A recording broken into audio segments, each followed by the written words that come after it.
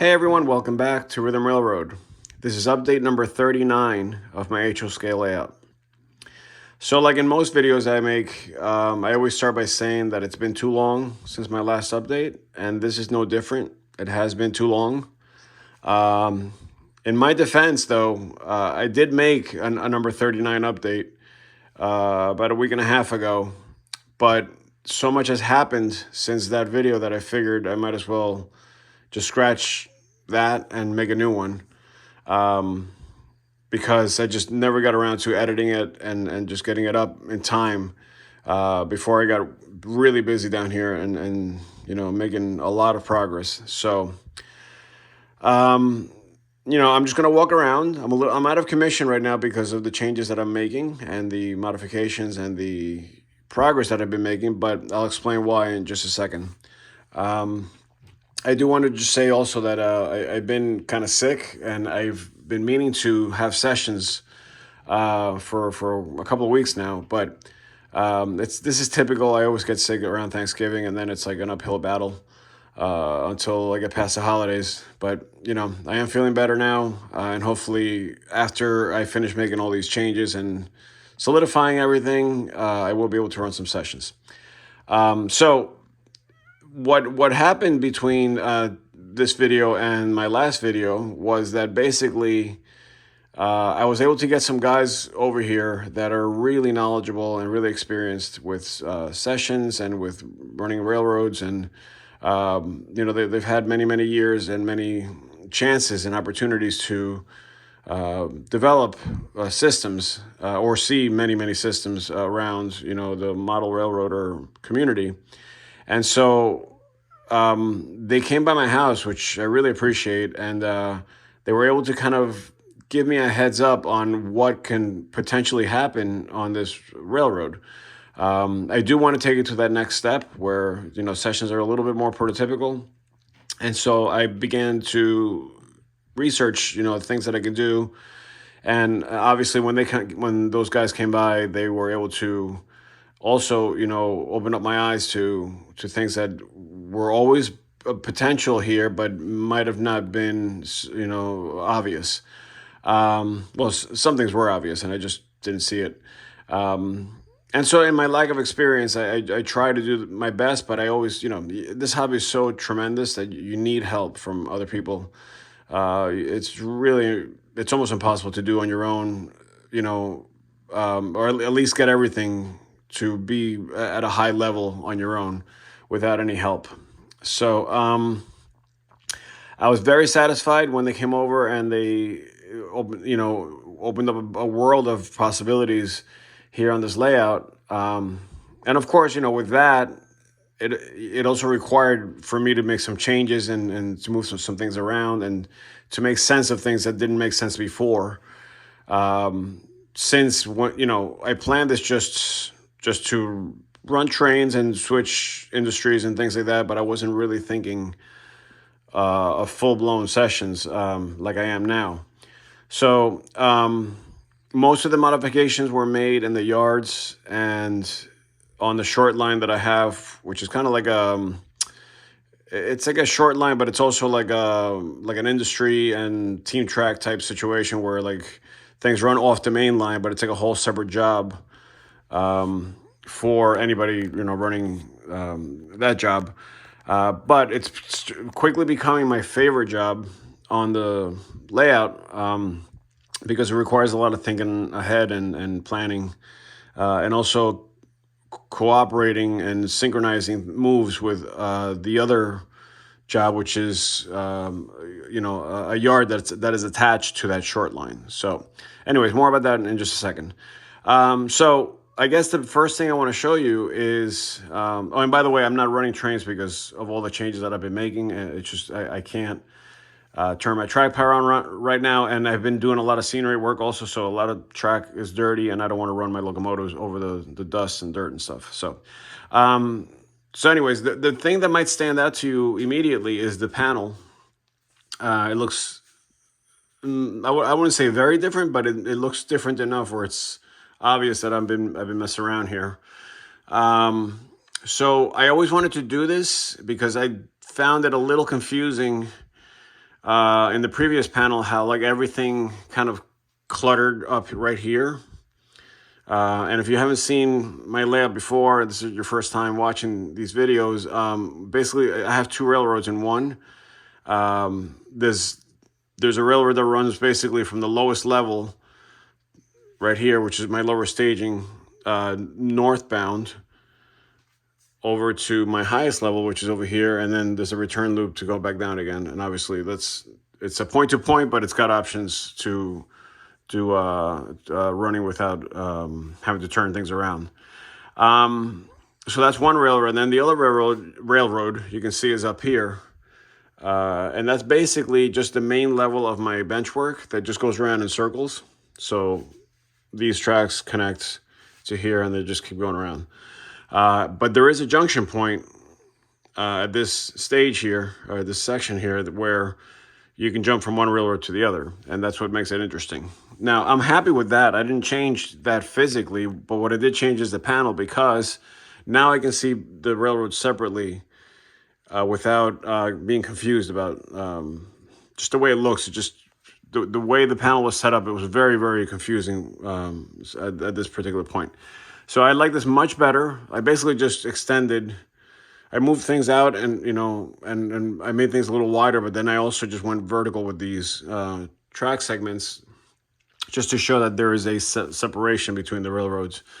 But I didn't know you could do that. That's why I was avoiding that, but you could absolutely do it on CATs. And it actually helps visually to see things a lot more clearly. Another thing that might stand out is this cluster right here, which used to be, I guess, two sidings. There was one here, and then there was one here, and now it has become kind of like a double track section of the layout, which created a lot of problems in the past when it wasn't that. So I'm glad we were able to come up with that solution to alleviate some of the traffic. And I'll show you why in a minute as we walk around. So those modifications on the panel I'm very happy about, because I think it's going to help anybody dispatching to see things clearly. So I guess while we're on that topic of the double track, we'll just take you right to it. Right now the gate is not set up, so you're going to see the tracks are out of alignment and they're not connected. Because I'm not running trains, so it didn't make any sense. But basically what's happening here is that this used to be a siding in the Fort Edward area. And there was a turnout here that would connect to a single track, single main. And then actually it was this track here. And then the main would just take you through the gate. And then over here, there was another turnout that would open up again into another siding. And then this was the way to get into the yard, which is here, which we call Whitehall Yard. So that's the way it was set up. Now, the problem with that was that anytime you'd have any switching going on in the yard from the main line, in other words, the train pulls up here and needs to shove back to switch out cars, it was completely clogging up the little, single track section here on the gate. And the only reason why I had that single track section here was because I didn't want a lot of problems with the gate not aligning and me having to open this is a gate, obviously. So me having to open and close this gate, I was afraid that if I had too many tracks going through that I wouldn't be able to align them. But I got past that fear when I realized that this gate is like bomb-proof, and it's been working for 4 years now without any issues at all. So I took the plunge and I ripped up, some things here. I added more tracks, obviously. And now by having a double main here, what happens is with crossovers, obviously, right here.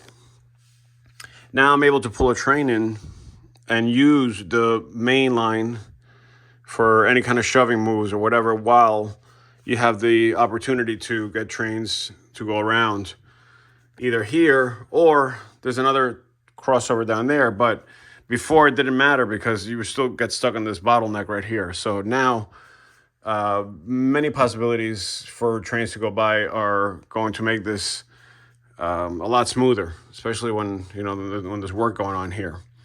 And then the short line that I was telling you about is actually this one here. which is actually code 70 track, and I made it lower by just putting it directly on the wood, so just to differentiate between slow moving, lightweight, railroading versus class one heavy stuff over there. And this short line is basically Finch paper territory. So that's another big thing that we decided to do, is make Finch paper not just the original building, which was just this here. Now Finch paper is all of this section entirely. So there's a lot of, paper plants are huge. So this gives it that feel of like, many different buildings that are being accessed, or just spotting cars for like pulpwood and things like that. So, I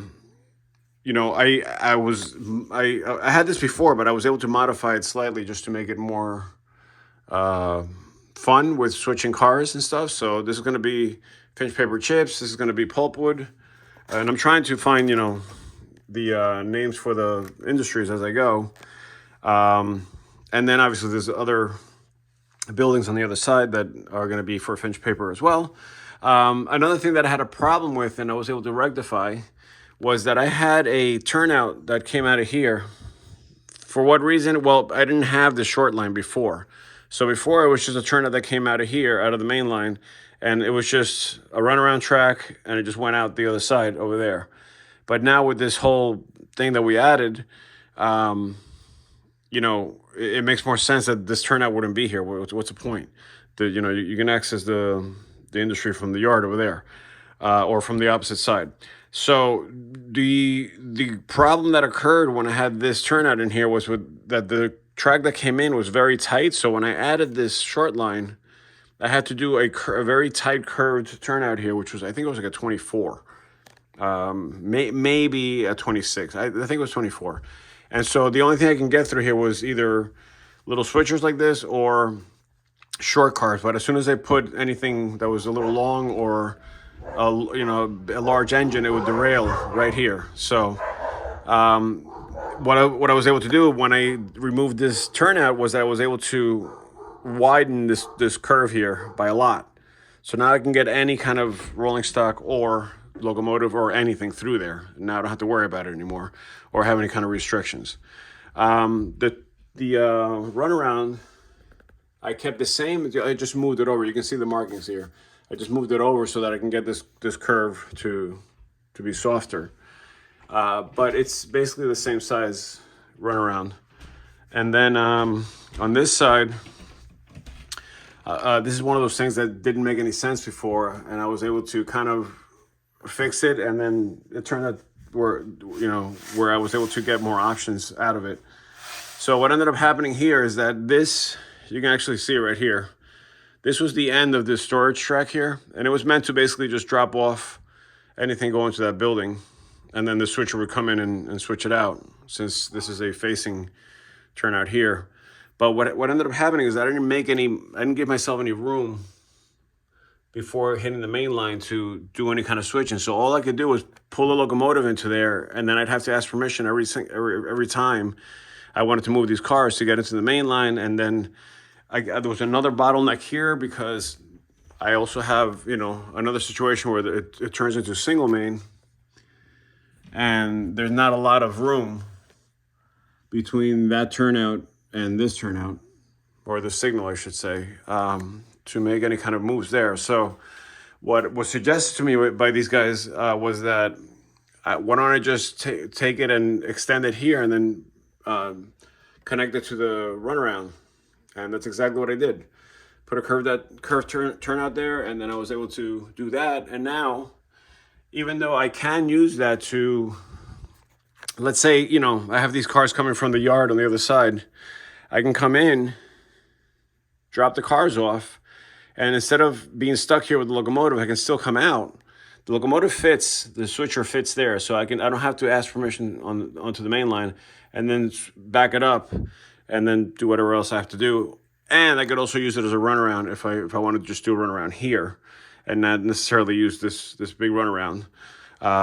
This runaround is going to be used more for like things that need to go back to the yard. So if I have a string of cars here and I need to shove them back, that's what that would be for. Is it overkill? I don't know, maybe, but For now, I'm going to keep it, and if I need to switch it later on, I will. So going back to the job about, Finch Paper. So this is the main building that was always there for Finch Paper. That's going to continue to stay there. But I'm also adding this back building here, which the cart fell.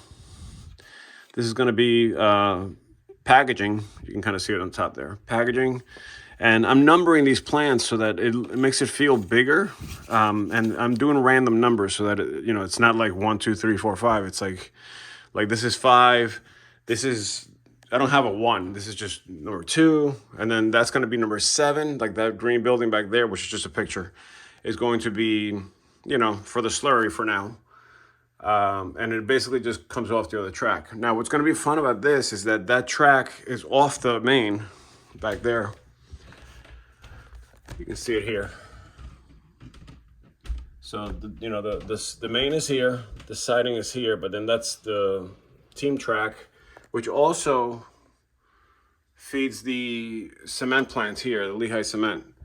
And then all of that connects to the main right there. So what's going to be fun about this is that at some point, whenever we have to switch those industries, we're going to have to go into the main from the yard and then, access that. But what's good about this is that here on this side, unlike the other side, I have a huge lead right here. So I can be out of the way, and I can be switching the cement cars and the two in the back there. So my idea is that the slurry and the cars that need to be in the packaging plant are going to be delivered to the yard back there. Then the yard switcher over there is going to organize things, and then the Finch Paper switcher goes to the yard, picks it up, and then gets onto the main to make those deliveries there. So we're still working out like how all that's going to work, but that was one way to do it where I wouldn't have to move those industries onto this side of the main. So I had already, made all that trackage there, so I figured I'd leave it there. Another thing which I think I made a video on this separately, but I'm starting to develop a system for electronic locks or electric locks since everything's off the main. So for example, for this lock or for this turnout, you'd have to turn the power on, and then there'd be a timer that goes onto here. But right now everything's, the track power is off, so it's not working. And then this is the way to, switch the turnout, which is right there. So more about that, and I think I already made a video, so you could probably go back and check that out on how I made that. But I am looking to make it better than that, because right now I'm just working literally off the power of the motor. So it's not detecting or it's not doing anything with the main line, and it's not able to be unlocked from the dispatcher panel because there's no decoder. So I am working on getting an actual like push button type thing connected to my Digitrax decoder, stationary decoders that control the turnouts. So that's going to be, I guess, an upgrade. I'm going to take this toggle switch out, and I'm going to put the momentary switch, which will not have power until the dispatcher gives the power or, unlocks it. And then you have to also turn it on here to make it, feel like you're taking the padlock out and all that stuff that happens with electric locks. Anyways, so that's basically the gist of what's happening that's new here at Finch Paper, which used to be, many industries. Now it's just one big one. And of course, I still have the Lehigh Cement, and I still have my chemical plant here. So that'll be switched, independently right off the main line. And so I like those the way they are. Okay, so that's the big one. And obviously you can see it here on the panel. Where, this is the team track right here. Finch Paper is all of this basically, and some of this here. Well, I actually have to add the little slurry and packaging plant right here, and then over on this side, it's the chemical and the cement for the other side. Now, on the yard, which is also, it's the same as far as the yard body, but the other side was modified heavily. to allow for me to have a lead, which I did not have. So on this side, the lead is basically the main line, right, that we talked about. But on this side, I still have the 4 tracks of the yard body. That's stayed the same. But on this side, the way the connection was made before was that these 4 tracks connected up here with a curved turnout. You can kind of see like where the old track was. And the thing that I always hated about that was that the curve into the yard body was very tight, and sometimes cars would jump if they were a little too long. And I was always afraid to use it because it was not reliable. So that's why I decided, you know what, I might as well just rip that out, take the curve out completely. Either way, there's no lead there, right? So the lead was basically the siding, and I only had up to here for me to work. And then I decided to basically move all these tracks over, which looks a lot better now, and it's a lot smoother. And then now the yard lead is actually a bridge that goes over, which I love how this came out, by the way. This was a the bulk of the time that I spent making modifications. But this came out good.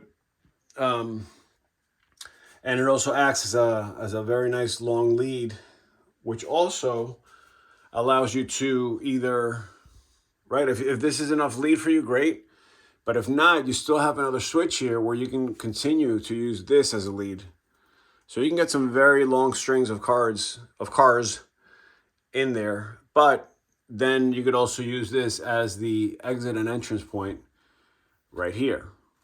So it's the main line, then it's the siding, right, which continues that way.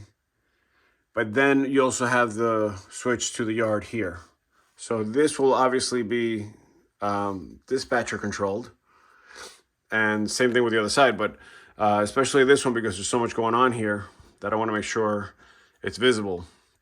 So I did have to add another tortoise motor, which I haven't installed yet. It's right there for the extra switch. And I have to add another block for the turnout segment to be detected separately. So, but I did have some available, which are actually the block detection is right under here, so it's not a long run of wire. And I do have some blocks available, so that's going to be nice. So yeah, this was here, but I did have to modify it. I had to make it a little higher because there was a big dip that came down. So now it's nice and smooth, and I've tested this multiple times already. Everything's fine, and I'm much more happy. The only issue that I'm having right now is the signal placement. So I figured out the signal here for the siding and for the main. I'm gonna just take one of these guys, and it's exactly like that, and I'm gonna place it right here. So that'll give me the bridge to, have the lights for the siding and for the main. And since it's a bridge, I don't have to worry about clearance here. The problem that I was having was that I had too much track here, and I didn't want to put a signal mast here because it was going to interfere with trains, and it looked really tight. And then I also didn't want to place it too far back because then I'm kind of defeating the purpose of this extra trackage here. So by using the bridge, I still have the clearance point right here. That's where the bridge is going to line up before you get into this situation. And then I'll use a dwarf signal, and I'll just cram it in here for the yard. But that's tiny and it's out of the way, and I'm not worried that it's close to the tracks. And then on this side, the problem that I was talking about before is that if I put the signal here, it's going to be facing that way. And the way my benchwork is set up right now, that would be almost impossible to see, if not impossible, because completely impossible to see, because I use the modern signals that have the Darth Vader hood on them. So, that's going to be hard to see. So I think what I'm going to do is, since it's a road crossing here, what I'm going to do is I'm going to put the signal before. I'm going to put it like right here, because now the angle is easier to see, and I can see, anybody can see it from here, right? So either way, it would be good, because Now you can stop your train here. Like if you have a red signal, you can stop your train before you hit the crossing gates, if there's traffic ahead. And then also you can see it, but the track segment, it doesn't matter, like that the track segment is a little bit long before you hit the actual turnout. I mean, the signal doesn't have to be on top of the turnout. So I'm not really losing or gaining anything by putting it there, because before, like the track segment prior to that signal is very long because it's a helix. So it's wrapped around inside the mountain here. So you can get a huge train in there without even getting in the way, or without blocking the block before the helix either. So I have plenty of room to do that. So that's what I think I'm going to go with. Obviously, I have to move my detection over a little bit, and disconnect the block that's here currently, because currently the block that I have is up to, well, it used to go up to here. I don't even know if I still have that gap. No, because I replaced the rail. So now it's going to, the gap is just going to have to be moved further back to like right there. So that's what's happening up here on the yard part of it of Whitehall. And then, you know, like as mentioned before, this is going to be its own job. So trains that are going, you know, northbound, for example, are going to either dump or pick up strings of cars here. But this guy, this switcher here, is going to be in charge of moving them around depending on where they're going. And the idea is that, you know, like each track will represent a different location, or maybe two tracks will be, let's say, you know, Plattsburgh, and then the other tracks will be southbound down to Newark. So that's the job of the switcher, and then you have the job of the Finch paper switcher, which would be separate. Now you can combine those. Like let's say you don't have enough operators, you can combine it so that the switcher from Finch is also switching this stuff out. But that's where I got to just sit down and just come up with a plan.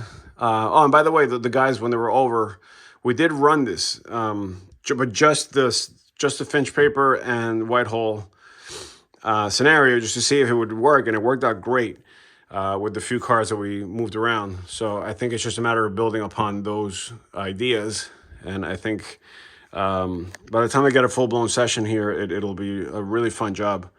Either way, either this side or that side, or combined. So that's that. Then the other huge, this one was scary, but I got it done pretty much. Big modification that I made was this here. My river scene used to end, you can see it right there where it's not shiny anymore. So it used to end right here. What ended up happening here, you can see there's a bridge now and there's another track, and I had to cut away some of the scenery here. So the reason why I did this was because I was having another problem with my yard, and being able to use it as a classification yard without a long lead.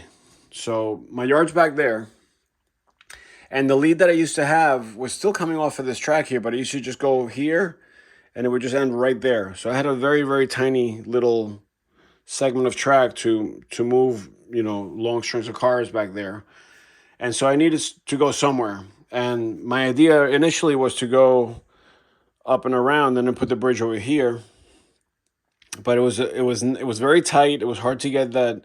And then the road was like, it was hard to get over the road because there's lift there.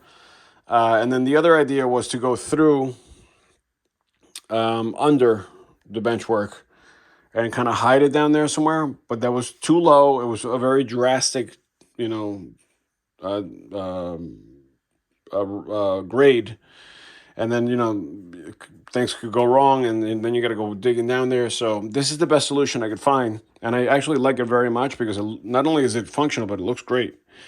So what I did is I extended the bench work, as you can see, and I extended it at a lower level because I always like the cascading kind of look to rivers. So what's going to happen now is that the river's going to continue here, right? It's cascading from here, and then it's going to continue here and then cascade down through these little hills and things. And then this is the deeper part of the river here.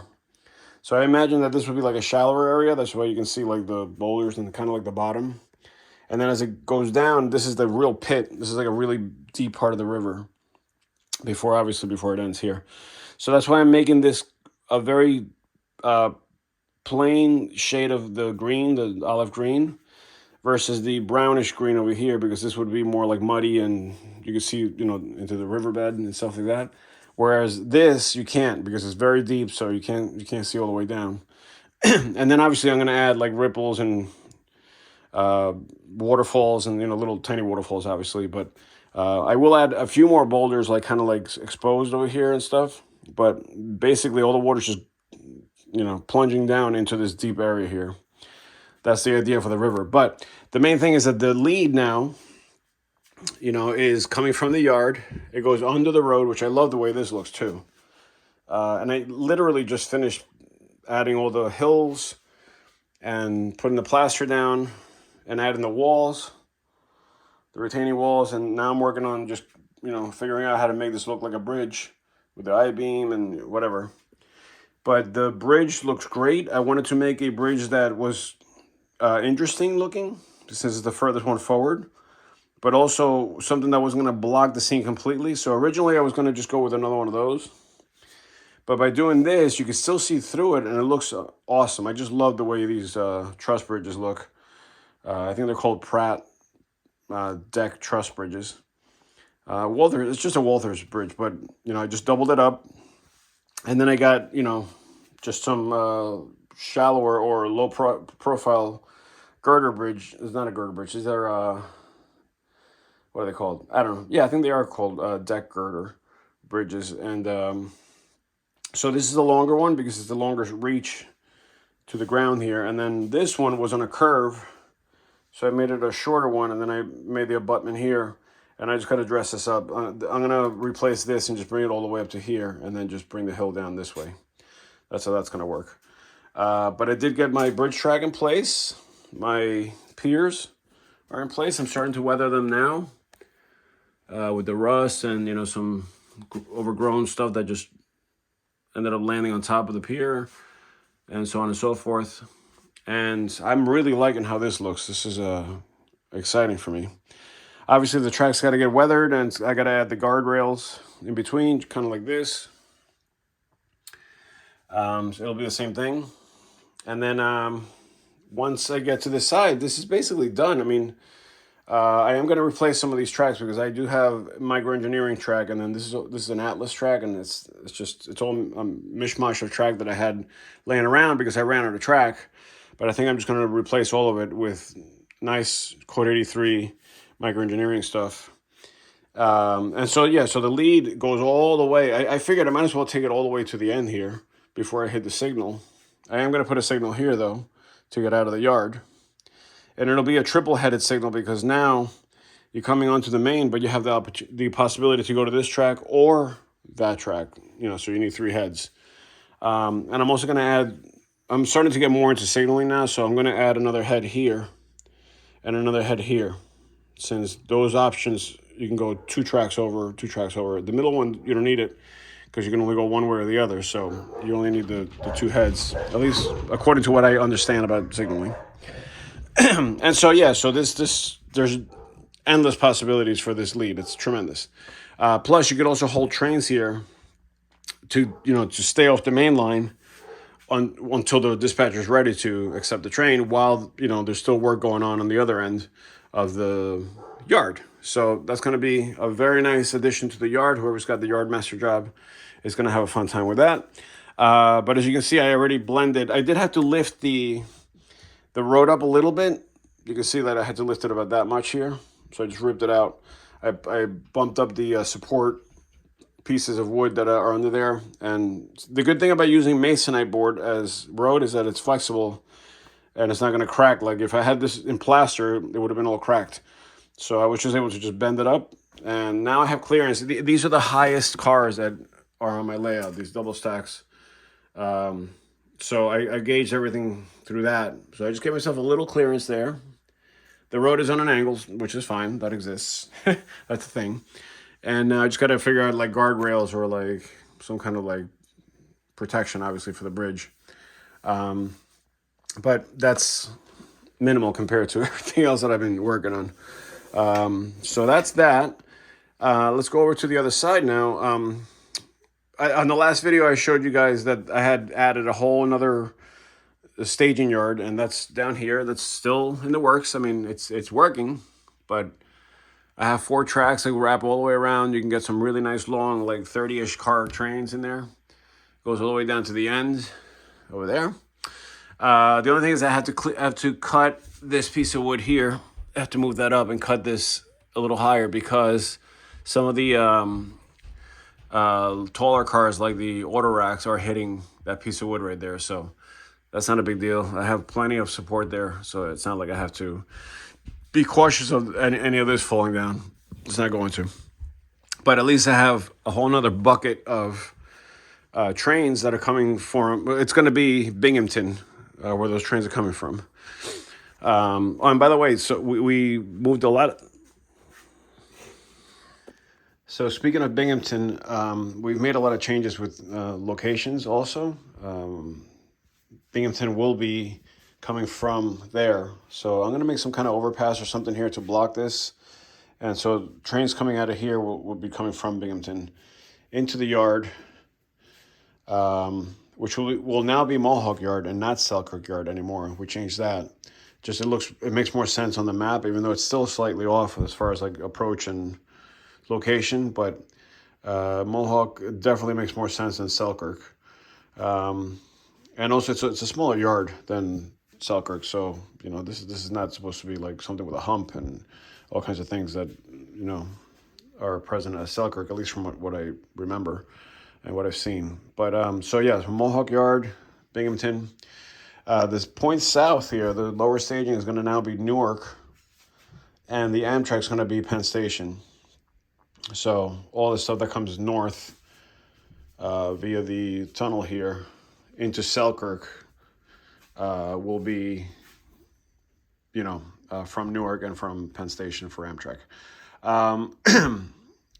The yards that were supposed to be one big yard, like, you know, Mohawk was supposed to be all this now.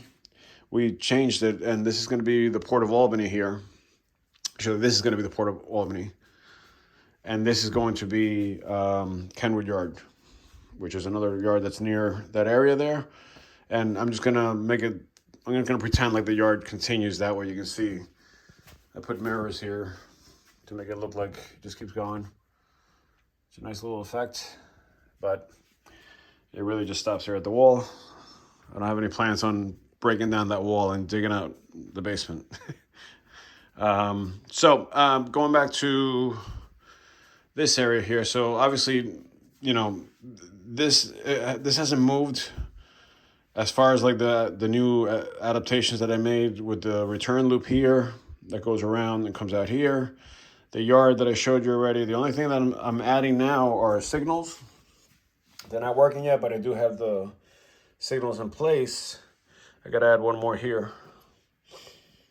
But at least they're, you know, ready to go as soon as I get my wiring going and controls for it. And then I'm going to add another signal here for this reverse loop when it comes out to give access to the rest of the yard. So even though it's part of the yard, it's going to be considered like incoming traffic, or, you know, just coming from a different location kind of thing. So the other thing you can see here, I'm working on this. This was another change also. So this is the oil, like the tank storage facility or transfer for, you know, tanks that are coming in from the railroad and going out on truck. And in the Port of Albany, there is a little something like this. And even though it's not on that side, the industries are going to be kind of like Port of Albany. So this is kind of like a mishmash of like yards and that kind of thing. But it doesn't necessarily have to be. It could be just an industry that's like near Mohawk Yard. Originally I had this industry coming out of here. You can see the turnout's still in place.